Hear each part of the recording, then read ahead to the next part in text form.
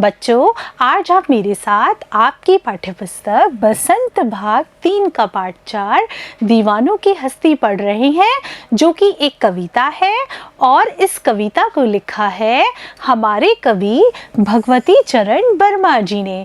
बच्चों, यह कविता भगवती चरण वर्मा जी की बहुत प्रसिद्ध कविता है। इस कविता में कवि भगवती चरण वर्मा जी ने हमें दीवानों के बारे में बताया है। अब आपके मन में यह प्रश्न चल रहा होगा कि ये दीवाने क्या होते हैं, दीवाना कौन होता है। बच्चों, दीवाना वह व्यक्ति होता है जो कि मस्त मौला स्वभाव का होता है, जिसे इस दुनिया के किसी भी कार्य से कोई मतलब नहीं होता। वह अपनी ही धुन में मग्न रहता है। उसे जो काम करना होता है वह वही काम करता है। बच्चों, उसे हम दीवाना कहते हैं। इस पूरे पाठ में हम दीवानों के बारे में पढ़ेंगे, दीवानों की हस्ती के बारे में पढ़ेंगे। बच्चों, यह कविता मैं शुरू करूं उससे पहले मैं आपको इस कविता का छोटा सा परिचय दूंगी। बच्चों, यह कविता दीवानों की हस्ती भगवती चरण वर्मा जी की एक बहुत प्रसिद्ध कविता है, जिसमें कवि ने दीवानों के मस्त मौला जीवन के बारे में प्रकाश डाला है। आप लोगों को इस कविता में यह पढ़ने को मिलेगा कि मस्त मौला व्यक्ति का जीवन कैसा होता है, वो क्या सोचते हैं, उन्हें दुनिया से किस बात से मतलब होता है। यह सब आप इस कविता में पढ़ेंगे। दीवानों के जीवन में आनंद ही सब कुछ होता है। वे जहाँ भी जाते हैं अपने साथ आनंद और उल्लास साथ लेकर जाते हैं। बच्चों, दीवाने जो व्यक्ति होते हैं उनको किसी बात का कोई दुख नहीं होता है। वे जहाँ भी रहते हैं प्रसन्नता के साथ रहते हैं, उमंगों के साथ रहते हैं और जहाँ भी जाते हैं अपने साथ खुशियाँ लेकर जाते हैं। तो बच्चों, आप इस कविता के अंतर्गत दीवानों की हस्ती के बारे में पढ़ने वाले हैं। बच्चों, आइए शुरू करते हैं अपनी कविता दीवानों की हस्ती। हम दीवानों की क्या हस्ती है, आज यहाँ कल वहाँ चले, मस्ती का आलम साथ चला। हम धूल उड़ाते जहाँ चले, आए बनकर उल्लास अभी, आंसू बनकर बह चले अभी। सब कहते ही रह गए, अरे तुम कैसे आए, कहाँ चले। बच्चों, प्रस्तुत पंक्ति में कभी खुद एक मस्त मौला स्वभाव का व्यक्ति है और कभी अपने आप को दीवाना मानकर अपने स्वभाव के बारे में बता रहा है, अपने बारे में बता रहा है और बताते हुए क्या कह रहा है, हम दीवानों की क्या हस्ती है, आज यहाँ कल वहाँ चले। यानी हम जो दीवाने हैं, हम जो दीवाने व्यक्ति हैं, उनका कोई अस्तित्व नहीं होता, कोई हस्ती नहीं होती। वो कहीं भी रह सकते हैं, उनका कोई ठिकाना नहीं होता। वो आज आपको यहाँ पर दिखाई देंगे और कल आप देखोगे तो आपको दूसरी जगह दिखाई देंगे। यानी वे कहीं भी स्थिर जगह नहीं रहते हैं। उन्हें जहाँ जाना अच्छा लगता है, जो काम करना अच्छा लगता है, वह वही काम करते हैं। मस्ती का आलम साथ चला, हम धूल उड़ाते जहाँ चले। मस्ती का आलम, आलम यानी होता है माहौल, वातावरण। ये जो दीवाने व्यक्ति होते हैं वो जहाँ कहीं भी जाते हैं अपने साथ मस्ती का वातावरण लेकर जाते हैं। यानी वो जहाँ कहीं भी रहे हमेशा मस्त ही रहते हैं। उनके जाने से चारों तरफ खुशियाँ ही खुशियाँ हो जाती हैं। हम धूल उड़ाते जहाँ चले। और ये जो मस्त मौला व्यक्ति होते हैं, ये जहाँ भी जाते हैं धूल उड़ाते ही चलते हैं। यानी जहाँ कहीं भी जाते हैं अपने कदमों के निशान छोड़कर जाते हैं। यानी अपने अच्छे कार्यों से दुनिया को प्रभावित करते हैं, दुनिया के लिए बहुत सारे अच्छे काम करते हुए जाते हैं। आए बनकर उल्लास अभी, आंसू बनकर बह चले अभी। और जहाँ दीवाने व्यक्ति जहाँ कहीं भी जाते हैं वहाँ ये उल्लास यानी खुशियाँ बनकर जाते हैं। तो लोग बाग जो इनके साथ होते हैं वो उनसे क्या कहते हैं कि आप अभी तो हमारे जीवन में उल्लास बनकर आए हो, खुशियाँ लेकर आए हो, और आप आंसू बनकर बह चले अभी। और अभी कुछ दिन ही हुए हैं और अब आप आंसू बनकर जा रहे हो, यानी आपके जाने से हमें दुख हो रहा है, क्योंकि आप जैसा मस्त मौला व्यक्ति जो सारी जगह खुशियाँ बिखेर रहा था वह हमारे साथ था, तो हमें बहुत प्रसन्नता हो रही थी, हम खुशी के माहौल में जी रहे थे। अब आपके जाने से हमारे आँखों में आंसू बह रहे हैं। सब कहते ही रह गए, अरे तुम कैसे आए, कहाँ चले। और मस्त मौला व्यक्ति से जब कोई भी व्यक्ति मिलते हैं तो उन्हें इतना अच्छा लगता है, वो मस्त मौला व्यक्ति से क्या पूछते हैं, तुम कैसे आए और कहाँ चले गए, यानी तुम अभी तो आए थे हमारे पास और तुम अभी चले गए। यानी कि मस्त मौला व्यक्ति जो है वो हमेशा जीवन में खुशियाँ बांटते रहते हैं, उनके मन में प्रसन्न रहने की उमंग होती है। इस भाव से वे जहाँ भी कहीं जाते हैं हमेशा खुद भी प्रसन्न रहते हैं और अपने साथ वाले लोगों को भी प्रसन्न करते हैं। चलते हैं आगे, देखते हैं। किस और चले यह मत पूछो, चलना है बस इसलिए चले, जग से उसका कुछ लिए चले, जग को अपना कुछ दिए चले। दो बात कही दो बात सुनी, कुछ हंसे और फिर कुछ रोए, छक्कर सुख दुख के भावों को हम एक भाव से पिए चले।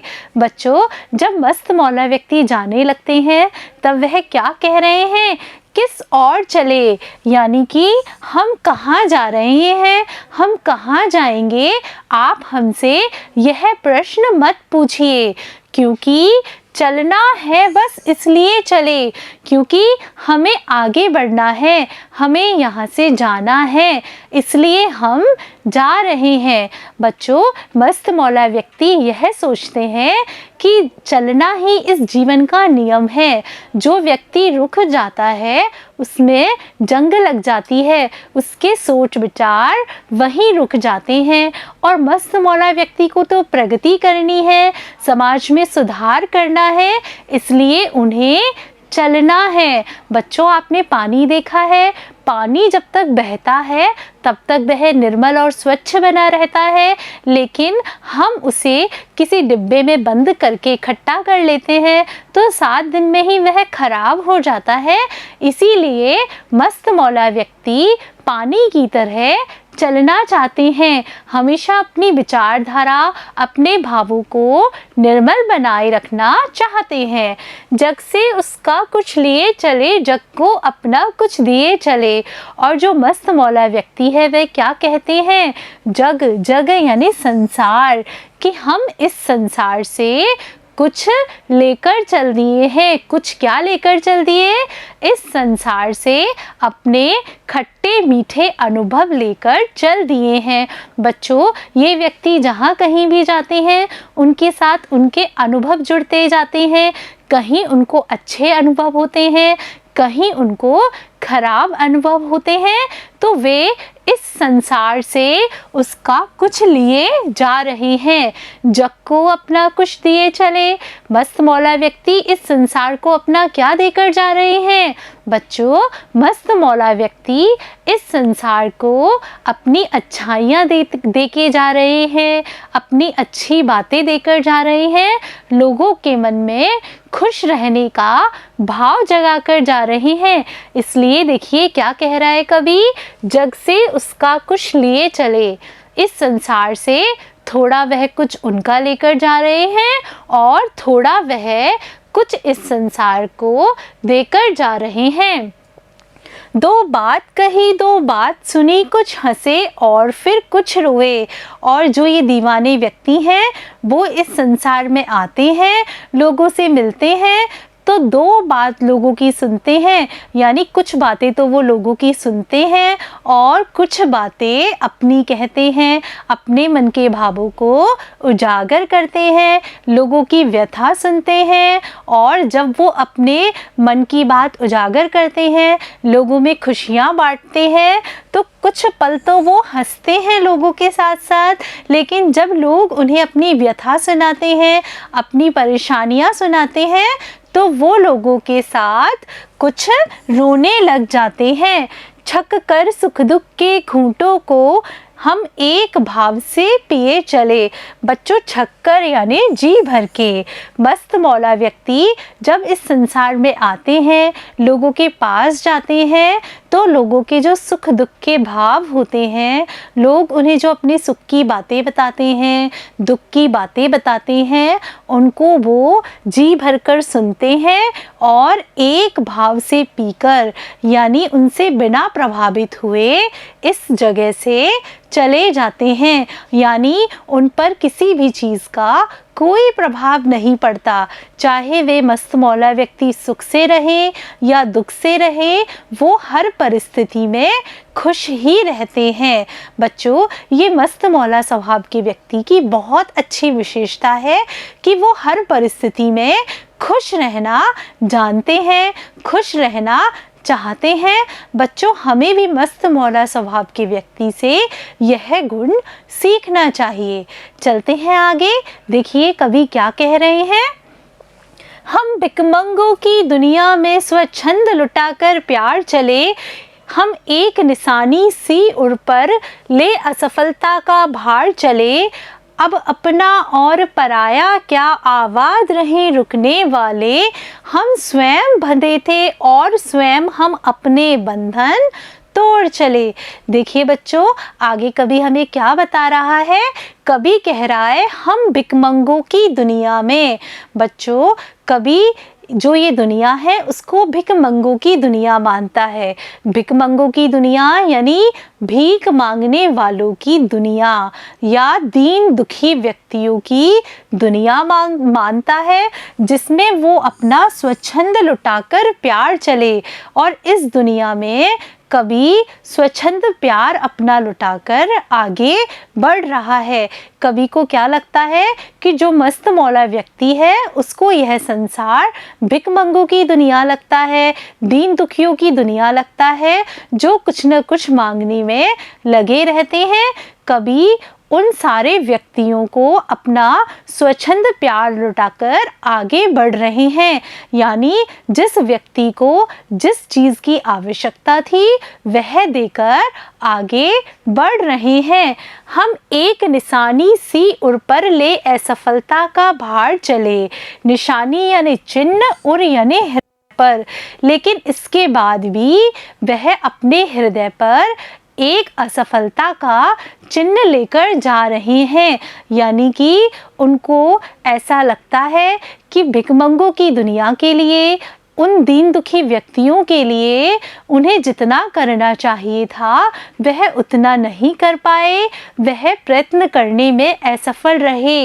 यानी दीन दुखी व्यक्तियों को वो जितना खुश करना चाहते थे उन्होंने किया, लेकिन फिर भी वो पूरी तरह से खुश नहीं कर पाए। इस असफलता का भार अपने हृदय पर लेकर वो इस दुनिया से जा रहे हैं।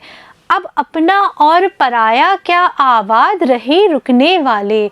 बच्चों, जो मस्त मौला स्वभाव के दीवाने व्यक्ति होते हैं उनके लिए कुछ अपना और कुछ पराया जैसा कुछ नहीं होता है।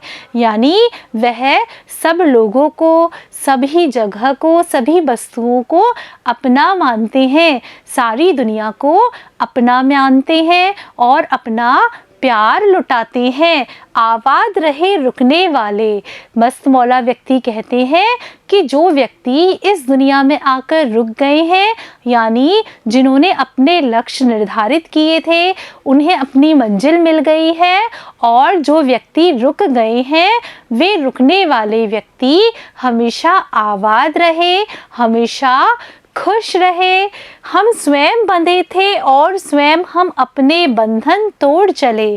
कभी कह रहे हैं कि जब हम इस दुनिया में आए थे तब वे स्वतंत्र थे, इस दुनिया के बंधनों में वे स्वयं ही बंधे हैं, यानी इस दुनिया से अपना नाता उन्होंने स्वयं ही जोड़ा था, और अब स्वयं ही वे अपना नाता तोड़कर सारे बंधन छोड़कर जा रहे हैं। बच्चों, आज आपने मेरे साथ यह कविता दीवानों की हस्ती पढ़ी, और इस कविता में दीवानों की दुनिया के बारे में जाना कि दीवाने व्यक्ति किस तरह के होते हैं, क्या करते हैं, और उन्हें क्या क्या करना अच्छा लगता है। बच्चों, आपने दीवानों व्यक्ति की विशेषताएं भी देखी कि दीवाने व्यक्ति सब लोगों को अपना ही मानते हैं, उनके लिए पराया जैसा कुछ नहीं होता है, और वो हर परिस्थिति में खुश ही रहना चाहते हैं, खुश ही रहते हैं। बच्चों, आपको दीवाने व्यक्तियों से, ये जो दीवानों की हस्ती कविता है, इस कविता से आपको कुछ संदेश लेना चाहिए। दीवानों के संतोषी स्वभाव वाला जो गुण, सुख दुख वाली परिस्थिति में एक समान रहने वाला गुण, तथा सारी पृथ्वी को, सभी व्यक्तियों को अपने मानने वाला गुण अपनाना चाहिए। बच्चों, आपको ये कविता बहुत ही अच्छे तरीके से समझ में आई होगी। बच्चों, अगर फिर भी आपको कोई परेशानी आती है तो आप वापस यह कविता देखिए, इस कविता का अर्थ समझिए। बच्चों, इस कविता के अगले भाग में मैं आपके लिए इस पाठ पर आधारित अभ्यास प्रश्न लेकर आऊंगी। तब तक के लिए नमस्कार बच्चों।